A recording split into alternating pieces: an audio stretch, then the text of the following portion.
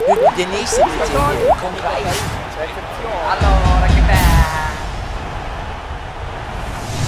Ja gut, ja, hallo Bild.de, ich bin's, Franz Beckenbauer. Ja, das war natürlich ein tolles Bundesliga-Wochenende. Ja, wir haben den SC Freiburg haben wir demontiert, ja, mit 2-1. Ja. Und Schalke hat gegen Stuttgart gewonnen. Für mich ist Felix Magath der beste Trainer in der Bundesliga. Ja, aber der war natürlich auch schon bei jedem Club. Ja, der kennt sie alle aus dem FF. Ja. Wenn der morgen zu Germania Bitterfeld wechselt, spielen die übermorgen in der Champions League und schlagen Barcelona 5-0. So schaut's aus. Ja gut, dann haben wir natürlich die Blumen für den Franz. Ja. Ja, bring sie mal rein. Ja. Diese Fans, alle verrückt. Ja. Blumen für mich.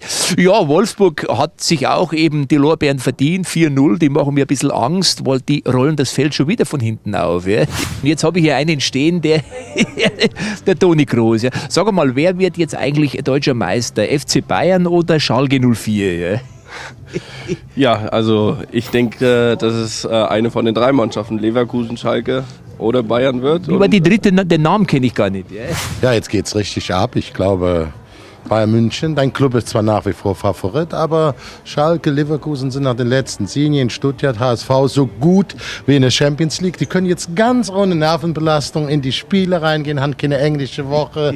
Es wird nicht einfach für euch. Glaube doch, wenn ihr der große Favorit seid.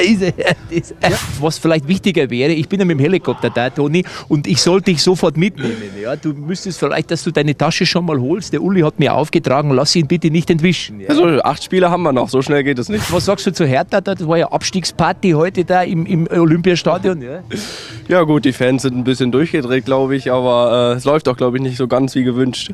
Ja, nicht ganz, ja. Nicht ganz, glaube ich. Das war also keine Feier. Du wirst ja auch was älter, kannst du doch mal falsch Ja, war gar keine Feier. Nein, so, ich habe gedacht, die Feier. Also, ich würde sagen, für die Berliner, bitterer Moment. Ja. Und ich fühle da mit denen, das sollte auch jeder machen, da muss man kein Hertha-Fan sein. Ja, Dankeschön, Kalli, ja, da geht er, ja.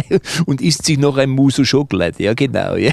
Ich hab's anders gesehen, die haben sich gefreut, haben die sich, die Berliner, die haben gefeiert, ja, La Fiesta, Abstieg ist besiegelt, das ist doch toll, ja. Und jetzt freue ich mich auf die nächste Runde am kommenden Wochenende, euer Franz, ja. Stand by. Matze Knob, der Kultkomiker von Bild.de. Seine neue Tour Operation Testosteron, bald auch in deiner Nähe. Tickets und Termine gibt's unter matzeknob.de.